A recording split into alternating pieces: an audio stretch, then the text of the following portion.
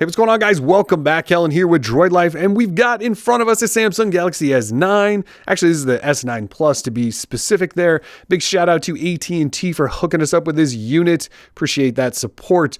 This means it's time for Droid Life to work towards that Galaxy S9 review, which we know you're probably looking for. I hope you're looking forward to. Before we get there, we've got lots of stuff to do, though, and that includes unboxing it, giving you tips and tricks, all that fun stuff. But let's do the first thing I just mentioned, and that's give you this Galaxy S9 unboxing.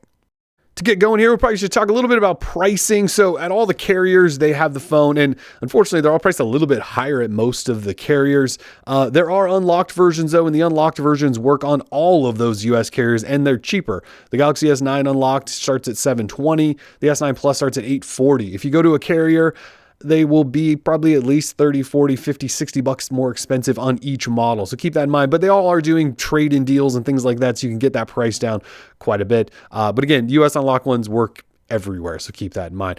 Here is the box though. So again, S9 Plus says Galaxy S9. This has 64 gigabytes of storage. There are 128 and 256 gig models, though not necessarily in the US. This is the lilac purple version, by the way. Also comes in black and blue. And then overseas, there's a gray color too. If we look here up at the top in terms of some of the, well, sometimes we get specs here. This just tells you what's in the box and says the phone, SIM card, charger, headset, USB connector, that sort of thing. So we don't necessarily have specs on these US boxes. That's fine. We'll talk about the specs here in just a second. So we'll take that sleeve off, unfold the box, and a little bit different packaging. A lot of times we get phone right up top, but instead AT&T has gone with packaging of the guides and stuff up top. So I'm just going to pop this open just to show you what is in here. So SIM removal tool, so SD card support, also nano SIM. This is how you eject that. We'll probably have a little video on how to do that. And then here's just some other getting started guides from AT&T, including promo materials. Here's the phone. I'm just going to grab this little tab here if I can and get the phone. I'm just going to set it down for a second. So we've got in here, there is a SIM card. I'm going to set that over there. Here is your USB-C connector. So this hooks up to a USB-C cable, and this is a USB-C port. So you can hook it up from one device to the next to transfer things, data from one to the next, that sort of thing. Here is a Samsung fast charging adapter. So it does say adaptive fast charge. Right there. And it's the black one. Remember last year we made a big deal about the accessories going from white to black? Well, black is the thing now. Here is a USB-C. Let's pop this out here. USB-A to USB-C cable. So that does come in the box. And again, you can use this adapter if you want. And then you essentially have a USB-C to USB-C cable. They do throw in AKG tuned earbuds. So Samsung earbuds, but they have AKG branding on them. They're tuned by them. They're actually pretty nice earbuds. And it's cool that Samsung still includes these because a lot of other manufacturers, they're not including earbuds. We're looking at you, Google. I believe that's it.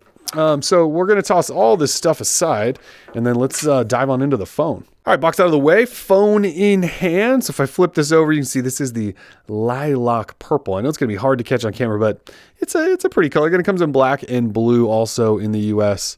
Take plastic off. No one likes plastic on their phones. And of course, this sticker as well, which usually leaves residue. No residue that time. All right, so Galaxy S9 Plus in-house, in hand. It feels just like a Galaxy S8 Plus. Looks a little bit different. Actually, there's a good amount of weight to this, and maybe the S8 Plus felt the same way, but it does feel a little bit different. I would say the S8 Plus felt a little more rounder towards the edge, and I'm not saying this doesn't feel round, but it felt more bubbly. This feels a little bit, not sharper, but there's a little more edge to it. Secured by Knox. In case anyone cares. Powered by Android, in case you forgot when you look at Samsung's skin. Hello, AT&T. All right, so if we run through specs again, this is the S9 Plus, has that 6.2-inch Quad HD Plus, that curved Super AMOLED display with that 18.5 by 9 resolution. Of course, if you... Oh, hi. Hopefully that's not Bixby talking to me. The regular S9 has a 5.8-inch version. So they're both really big displays. You can see that there, edge to edge, corner to corner, rounded corners. It's a unique look that they pioneered last year with the S8. And, a lot of people have essentially copied that idea, which is just fine. We're all for that. Android 8.0 Oreo on board, which this is basically the first phone of theirs with Oreo. I know there's some international S8s that are getting that rolling out slowly, but in the US, this is the first guy to get Oreo. Qualcomm Snapdragon 845 on board. First phone with that. You have 6 gig RAM in this S9 Plus, 4 gig RAM in the regular S9. They both have 12 megapixel dual pixel super speed cameras. The S9 only has a single shooter though, so you could like cover up one of these and that would be the S9. Whereas this S9 Plus has a dual camera setup. That second camera is also 12 megapixel and it is a telephoto lens. They have variable aperture cameras, f1.5 to f2.4. They are the first in the industry to do it. In fact, Samsung did it previously with a really expensive, really high-end, ridiculous flip phone. But just so you know, this is one of the first mainstream, or it probably is the first mainstream to have that variable aperture. It adjusts with lighting, gives you a little more flexibility, that sort of thing. This phone has a 3,500 milliamp hour battery. The regular S9 has a 3,000 milliamp hour battery. They both have fast charging on the bottom through that USB-C port.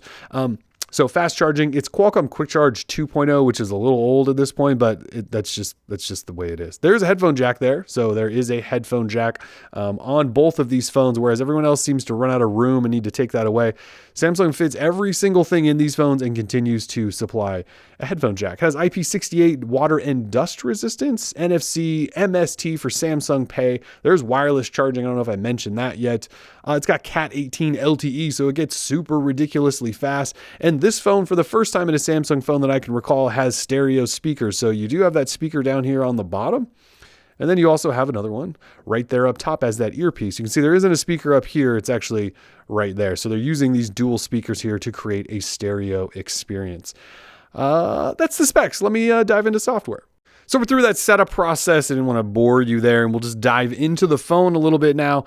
If you were a Samsung Galaxy S8 owner, Note 8 owner, this is going to look really familiar. So this is Samsung Experience 9.0. Again, it is Android Oreo, and we'll kind of dive in here just to show you. That's just something we like to show you. I know you believe, but there it is, Android 8.0, Samsung Experience 9.0. So it is the newest software from them. This phone in particular is running February security patch out of the box. We do love to see that, but you've got the on-screen navigation buttons like Samsung has started to do.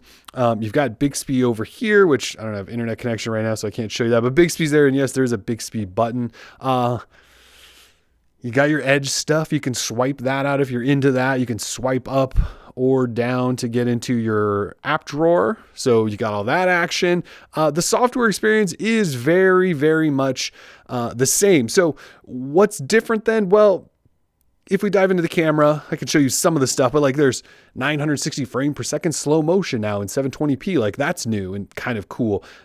There's still Bixby Vision in here. You've got live focus, which is the portrait mode for the most part. And hopefully that's gotten better and better. Super slow-mo there. AR emoji, which we will be playing with. AR emoji are like an emoji. You create an augmented reality emoji of yourself and you can send it to people and all that stuff. And so I'll have to create that later. But that's kind of it. You can still access Google and Google Assistant and all of that stuff. This is an Android phone after all. UI looks the same. There's themes you can apply, all of that stuff. It's kind of like an upgraded Galaxy S8, S8 Plus. It does come in this beautiful lilac purple. I didn't mention this, but the fingerprint reader is in the proper place, which it hasn't been for an entire year from Samsung. The Note 8 S8s, they didn't have it in the right place. It was like up here and impossible to reach. So if you are holding this phone, it's kind of just that natural spot right there. You can really get there. That's not a button, by the way. It's just a little pad for using your fingerprint. So that's there. There's iris scanning and face unlock and all of that stuff too. You've got your always on display, which you guys can see on display here. That's pretty much it in terms of what I want to say in unboxing. We want to dive in, give you those tips and tricks, first 10 things to do, all of that stuff. We'll look at the camera because the cameras on Samsung phones are always some of the best on the planet. It should be fun to test this thing.